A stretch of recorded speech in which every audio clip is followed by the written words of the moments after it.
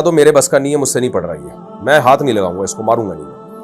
और ये बेकार बातें हैं। कारी लोग अपनी ठरक पूरी कर रहे होते हैं, बच्चों को मार मार के जंगलियों की तरह कूट के। बास कारी, सारे नहीं होते ऐसे, हमने भी पढ़ा है कारियों से, अल्लाह का शुक्र है, हमें कभी हाथ भी नहीं लगाया उन्होंने। अपने भाई से पढ़ा हमने, और मदरसों में भी हमने देखा बहुत अच्छे अच्छे कारी भी होते हैं, बड़े अच्छे अखलाक से पढ़ा रहे होते हैं। लेकिन बहुत सारे ऐसे लगता है जैसे चंगेज़ खान की नस्ल में कुछ लोग रह गए थे, वो आ गए अब उठ के।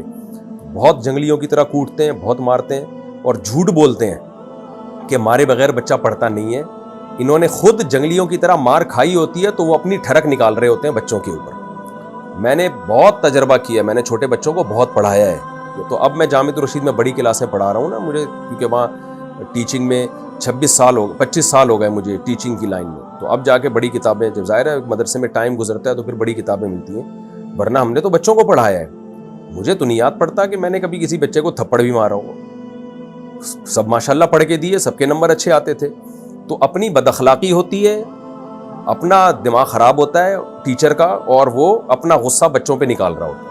बच्चों को मोहब्बत से हंस खेल के पढ़ाएं, थोड़ा सा रोब रखें, बस आपकी आवाज़ में रोब होना चाहिए, उसी से बच्चा थोड़ा सा बैठा रहे आराम से।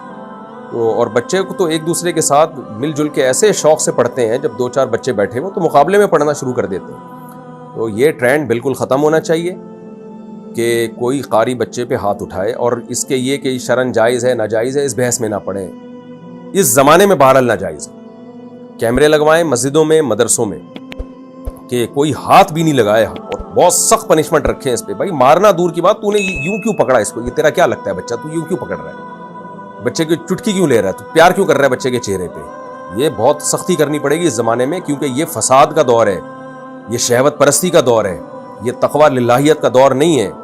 शादियां होती नहीं हैं, और फोश फिल्में देख देख के हर आदमी ठरकी बना हुआ है, शादियां करते नहीं है, और करते भी हैं तो जब पूरे ठरकी बन चुके होते हैं उसके बाद जाके शादी करते हैं। वो शादी के बाद भी ठरकें ख़त्म नहीं होती इन लोगों की। तो वक्त पे शादियां नहीं हो रही हैं, फिर फोश फिल्में, फिर मीडिया पे सब चीज़ें शहवत को बरंगेख्ता कर रही हैं। फिर जब टीचर के सामने आके प्यारे प्यारे से बच्चे बैठे हुए होते हैं तो वो ठरक वहाँ पूरी कर रहा होता है अपनी, और कभी प्यार कर रहा होता है, कभी गोद में बिठा रहा होता है। कभी भी देखें उसको वैसी की तैसी कर दें। और अपने छोटे बच्चों को भी जब लेके जाया करें ना सफ़र में, तो उनकी भी केयर करें।